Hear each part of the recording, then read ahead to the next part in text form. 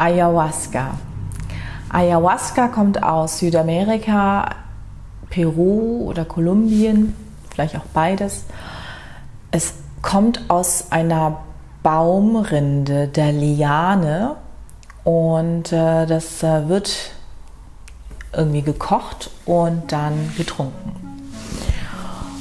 Ich habe davon noch nie was gehört, bis vor 2 Wochen, als meine Mutter aus Amerika wiederkam. Das würde das Bewusstsein erweitern und ich dachte, das hat mir gefallen, dieses Wort Bewusstseinserweiterung.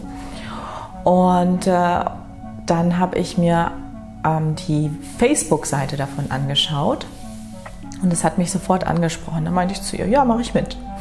Und es war eine Erfahrung der besonderen Art. Es war unfassbar.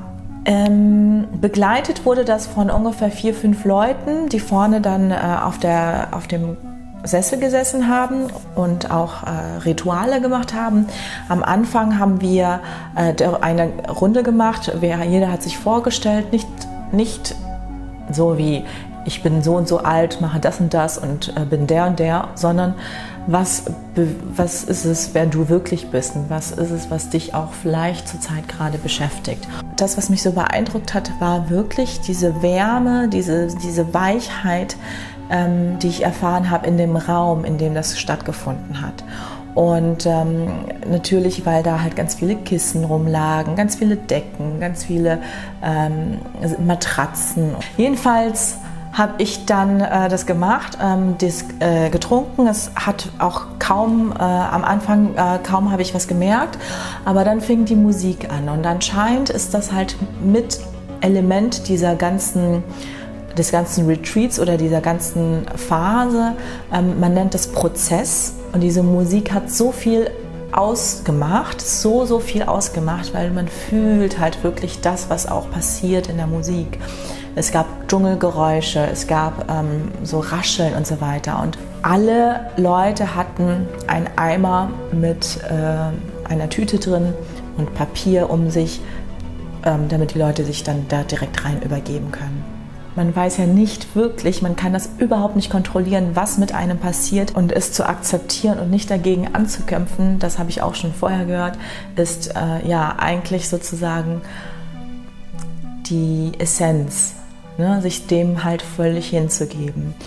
Und oft kommen wir halt in den Kampf und das war auch teilweise ein Kampf. Also am Anfang habe ich angefangen zu lachen, wie aus dem Nichts. Also ich hatte wirklich keinen Grund gehabt. Und das war dann sehr befreiend und sehr erleichternd. Ich lag auf dem Rücken und habe meine Arme bewegt und hatte halt das Gefühl zu fliegen und zu schweben. Und dann habe ich meine Arme bewegt und getanzt. Und dann habe ich mich einfach so wieder beruhigt und hingelegt und habe dann gesehen, also dieses Blau, ganz viel Blau habe ich gesehen. Und dann kam halt wieder eine neuer Eindruck und dann hatte ich irgendwie so ein Holzbein gesehen.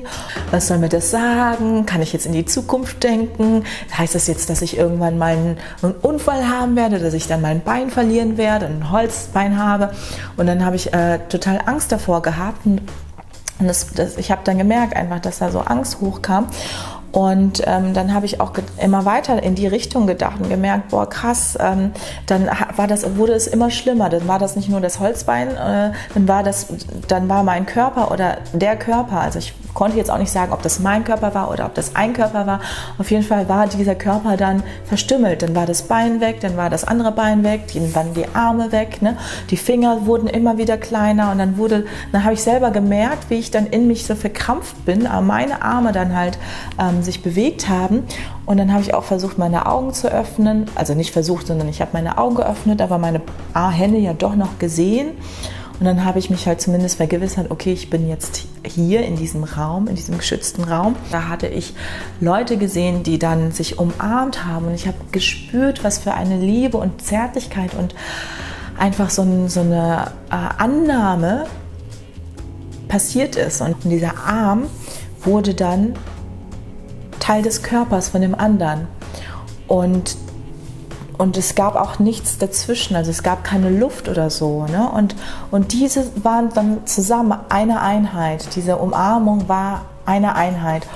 Und ich dachte mir, wow. Und ich habe die ganze Zeit immer nur laut wow, wow gerufen. Und dann habe ich auch immer, es gab Musik und irgendwie war das auf Englisch. Und deswegen bin ich halt in die englische Sprache gekommen. Und dann habe ich halt auch immer die ganze Zeit gesagt, beautiful, it's so beautiful, beautiful, beautiful. Ich glaube, mindestens 100 Mal habe ich das Wort beautiful gesagt. Das Thema Sexualität oder weibliche sexuelle Energie beschäftigt mich zurzeit viel.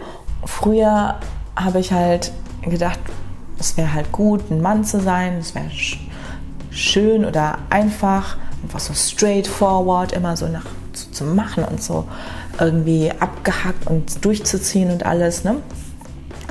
Aber diese weibliche Energie, die ist halt weich und die ist flexibel so und passt sich halt auch an, diese weibliche Energie. Und das ist halt so wirklich sehr interessant, weil ich dann in diesem Prozess dann beobachtet habe, wie ich völlig mit meiner weiblichen Energie eins war. Und dann ist eben dieses Leben entstanden. Und ich habe ja 3 Kinder geboren und ich konnte halt sehen, wie meine Kinder entstanden sind. Die Entstehung des Lebens habe ich gesehen und ich habe mich eingehüllt gefühlt wie im Mutterbauch. Und das war so ein herrliches, erfüllendes, reines Gefühl, so überwältigend auch einfach. Und dann nach dem Lachen habe ich herumgestöhnt und eine männliche Person ist in mich hineingeflossen. Also das Gesicht habe ich gesehen. Also noch nicht mal, also so, es war halt sofort vor mir das Gesicht und die Nase und der Mund und die Wangen, die sind halt in meine Wange hineingeflossen und das war dann so, dass ich dann gemerkt habe, okay, das heißt Vereinigung. Man kann das halt gar nicht mehr trennen. Leben, erschaffen, Leben, Körper, Sex, Sexualität, Liebe, wir trennen das jetzt alles. Wir haben verschiedene Wörter dafür. Aber es war alles einfach nur eins. Ich musste auch immer die ganze Zeit durch den Mund atmen und auch heftig teilweise. Und habe dann gemerkt, das war so eine Ekstase. Es war halt so, ja, irgendwie so ein ewig langer Orgasmus oder auch einfach Liebe, ne? Liebe machen, einfach mehrere Stunden lang. Als ich dann wieder zurückkam, als ich wieder nüchtern wurde, fing der Kampf an. Dann fing es an, dass ich würgen wollte und dass ich dann mich übergeben wollte, kotzen wollte, um Erleichterung zu spüren. Aber ich habe gemerkt, da kam dieses Spiel, also dieses Spiel oder dieser Kampf halt zurück, den man ja oft einfach auch im Leben, im Alltagsstress hat. Ne? Du willst dich erleichtert fühlen und du hast da irgendwo eine Last oder ne, du willst Geld haben und du denkst, du kannst nicht und eigentlich denkst du kannst auch ohne Geld leben. Also all solche Sachen.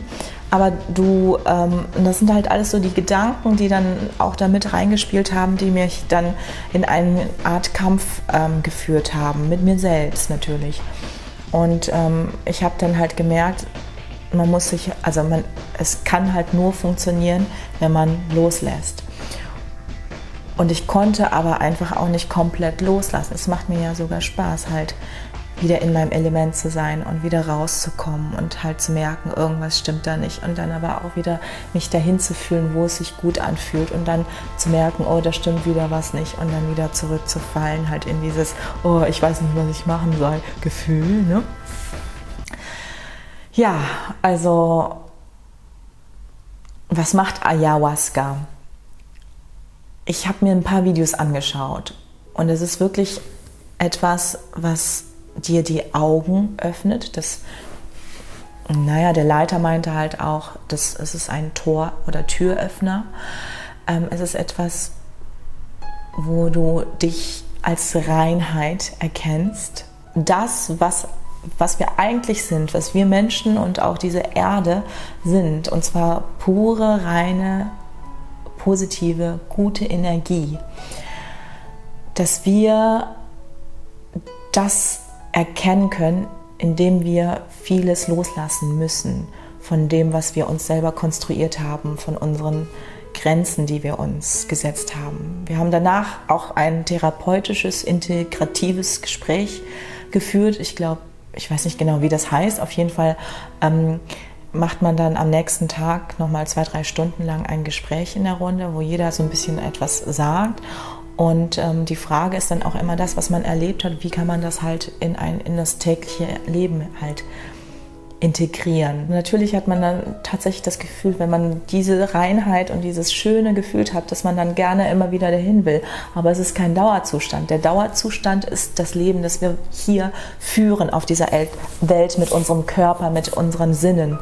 Und nicht das, was wir erleben, wenn wir eine Substanz zu uns nehmen und unsere Augen schließen. Du bist im Ganzen einfach nur perfekt und reine positive Energie. Du machst dir dein Leben selber schwer, indem du dir Meinungen von außen holst, die vielleicht irgendwie nicht mit deiner Energie passen, und dann kommst du selber in einen Konflikt und du merkst es noch nicht mal. Teilweise projizierst du es nach außen, sagst, der ist schuld. Ne? Manchmal sagt man selber, oh, ich bin schuld, ich kann es nicht besser. Ne?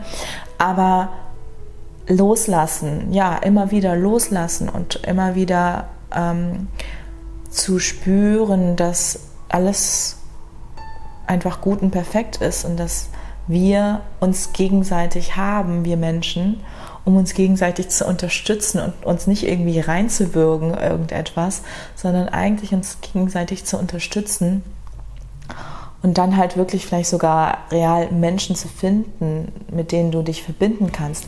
Das ist es, was ich mitnehmen konnte aus meiner Erfahrung Ayahuasca. Und das, was man ausstrahlt, das, was man lebt, es kommt zu einem.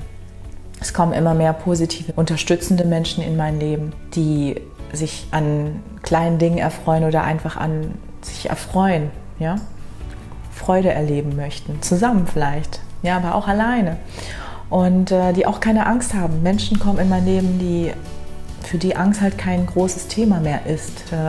Manchmal ist man dann wiederum halt in so einem Konflikt, weil man dann denkt, okay, ich entwickle mich weiter, ne? Gerade jetzt zum Beispiel in der Partnerschaft, ich entwickle mich weiter und merke dann halt, mein Partner kommt jetzt nicht mit.